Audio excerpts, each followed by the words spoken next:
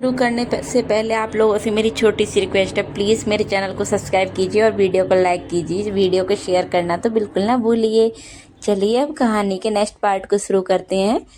तो आगे बढ़ते हैं हम। दिव्या शर्म से पानी पानी हो रही थी। वो अभी भी खुद पे नज़र नहीं मिला पा रही थी। वो अपनी शर्म को छिपाते हुए सबके बीच आ गई थी और रूम के अंदर देवू के दोस्त देवू से दिव्या को लेकर मजाक कर रहे थे। मीत थोड़ा सीरियस होकर बोला, यार दोनों एक दूसरे को जब इतना प्यार करते हो तो जुबान से क्यों नहीं कह देते। देवू मीत की इस बात पर हंस दिया। अगले दिन मेहंदी का प्रोग्राम था और साथ ही संगीत का। तो दिव्या और उसकी कुछ सहेलियां मिलकर पूनम को मेहंदी लगा रही थी। दुल्हन को मेहंदी लगने के बाद दिव्या की माँ आई और बोली, अरे दिव्या बेटा, मेहंदी के चक्कर में पूनम को भूखी रखेगी क्या। चल अब जल्दी से पूनम को खाना खिला दे।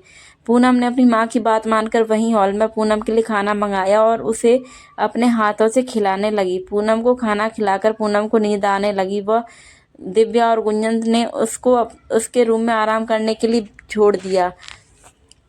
उसके बाद गुंजन बोली, दी अब मेरे हाथों में भी मेहंदी लगा दो, फिर बाद में मेरे और मोनाबिना दी आपके हाथों में लगा देंगे। दिव्या ने गुंजन का हाथ पकड़ा और उसे एक जगह लेके बैठ गई और उसके हाथों में मेहंदी लगाने लगी। बहुत देर तक वो गुंजन के हाथों में मेहंदी लगाते लगाते थक गई थी। वो कुछ देर वहीं दीवार से पीठ सटा के बैठ गई। तभी गुंजन उसे अपने सिर से लगाकर बोली, अरे मेरी दी बहुत थक गई। तो दिव्या ने बच्चों जैसा मुंह बनाकर कहा, बहुत ज़्यादा। तभी मोनाबिना और सौदामिनी दोनों बोली, ओए नौटंकी, तू अपना नाटक बंद कर, हम अभी तेरे हाथों में मेहंदी लगा देते हैं। मेहंदी फिर आराम से जाकर अपने रूम में सो लेना, समझी। तो दिव्या ने मरी आवाज़ में कहा, ठीक है। दोनों दिव्या के हाथों में मेहंदी लगाने लगी। मेहंदी लगाते लगाते बहुत देर हो गई। तब दिव्या के हाथों में मेहंदी लग गई।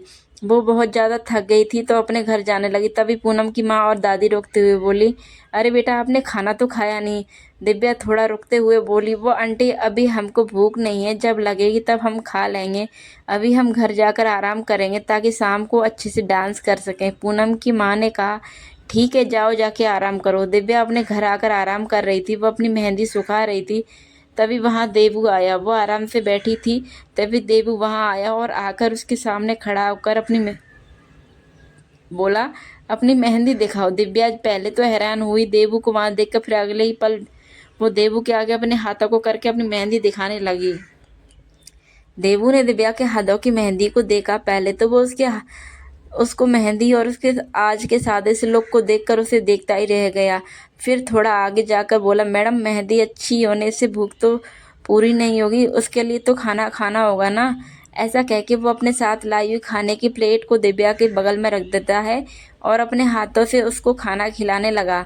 दिव्या अभी कुछ ना बोली, बस चुपचाप खाना खाने लगी, क्योंकि क्योंकि वो सच में भूख तो उसे लग रही थी। दूसरी तरफ दिव्या की मेहंदी खराब ना हो और उसने अभी तक खाना नहीं खाया, ये बात जब गुंजन ने उसको बताई तो वो बिना कुछ कहे वहाँ से सीधा दिव्या के लिए खाना लेकर दिव्या के घर की तरफ चला गया। खाना खाकर दिव्या ने पानी मांगा। देवू ने बहुत आराम से उसे पानी पिला दिया। देवू उसके पास रुककर बोला, सारी दुनिया की चिंता रहती है, बस खुद के खाने पीने का कोई होश नहीं रहता। देवू इतना कह के वहां से चला गया और दिव्या उसे दूर तक जाती देखती रही। देवू अपने घर आ गया था, लेकिन उसने अभी भी दिव्या का वो सिंपल सा लुक याद आ रहा था। आज उसने लाइट ग्रीन कलर का वो सूट पहना था जिसमें वो बहुत प्यारी लग रही थी। शाम का टाइम हो गया था। सब लोग संगीत को लेकर तैयार हो गए थे। दिव्या अपनी मेहंदी को धोकर और एक प्यारी सी ड्रेस वो संगीत के लिए पहनकर पूनम के पास आई। दिव्या को देखकर पूनम बोली, ओए होए डार्लिंग, क्या लग रही है, तू तो आज के संगीत में बिजलियां गिराई, हाय तेरी कमर। ऐसा कह के उसने दिव्या की कमर को छू लिया और उसके बाद दोनों हंसने लगी। फिर रुक के पूनम बोली, बहुत प्यारी लग रही है तू दिव्या, किसी की नज़र ना लगे। दिव्या बहुत सुंदर लग रही थी। थोड़ी देर बाद सभी लोग हॉल में आ गए जहाँ डांस के लिए स्टेज सजाई गई थी। सभी लड़कियां एक दूसरे की पिक लेने लगीं।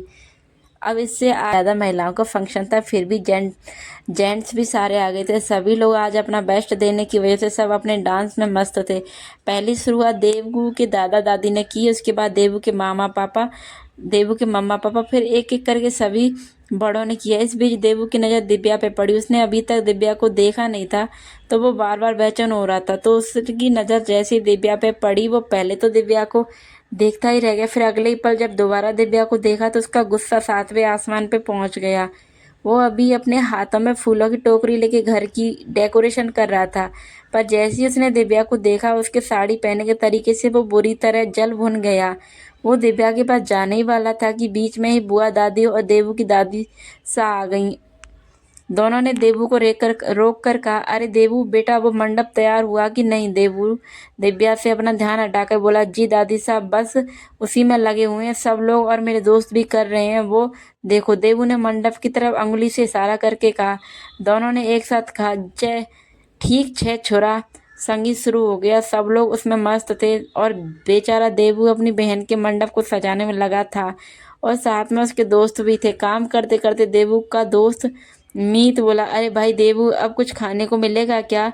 पूरे दिन हम लोग गधा मजूरी ही करवाते ही रहोगे या फिर खाने को भी दोगे?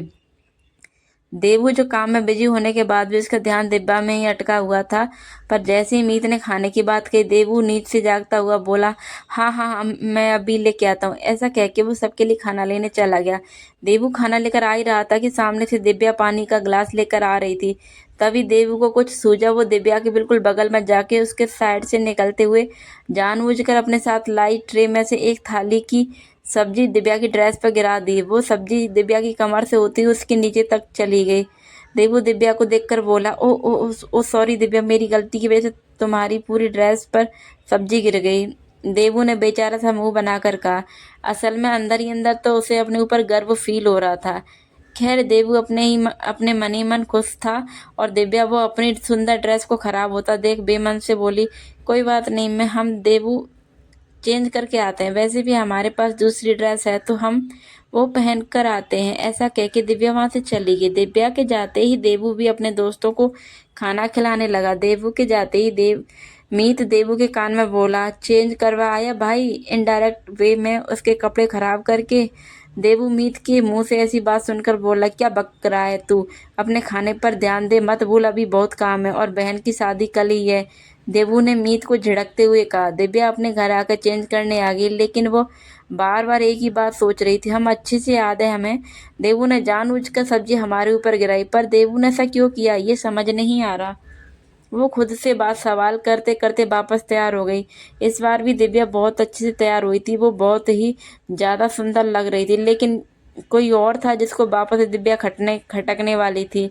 असल में देवू को पसंद नहीं था कि उसकी दिव्या को उसके अलावा कोई और भी गलत नज़र से देखे। बस इसी लिए देवू दिव्या को जानबूझकर कपड़े बदलने को मजबूर कर गया था। खैर दिव्या वापस जैसे ही सबके बीच आई तो देखा गुंजन अपनी परफॉर्मेंस दे के आ रही थी। वो दिव्या को देख के बोली, वाह दी, आप कितनी सुंदर लग रही हो, आपकी ये साड़ी भी बहुत प्यारी है, चलो ना डांस करते हैं। दिव्या बोली, चल। दिव्या और गुंजन स्टेज पे आ गई थी और गाना बज रहा था, देसी गर्ल परदेसी गर्ल झुमका गिरा दे। ये सॉन्ग परफॉर्म हो रहा था। गाने के हिसाब से दोनों बहुत ही प्यारा डांस कर रही थी। डांस करने के बाद दोनों नीचे आ गई थी। स्टेज से नीचे आने के बाद दिव्या को देवू की बुआ दादी और दादी ने अपने पास बुलाया। दादी तो दिव्या को अपने पास बुलाकर उसकी नज़र उतार कर बोली, अरे मारी छोरी घणी चौखी लाग रही छे। तभी बुआ दादी बोली, रे मारी भाभी सा, या था कहीं कह रहे से, या छोरी नू कपड़ा पहनवा की सोदी कौन? इतने में देवू की माँ वहां आकर बोली, अरे बुआ सा, ये आप क्या बोल रही हैं? दिव्या तो बहुत प्यारी बच्ची है और ये तो बहुत ही हिसाब से कपड़े पहनती है और इसके कपड़ों में मुझे तो कोई कमी नहीं लगती। देवू की माँ ने हंसते हुए कहा और दिव्या को जाने को कहा। दिव्या वहां से चली गई। दादी सा और माँ सा दोनों जाती हुई दिव्या को देखकर मन ही मन बलाएं लिए जा रही थीं। कितनी सुंदर लग रही है। दिव्या जा रही थी, वो रास्ते में मीत और आकाश को मिल गई।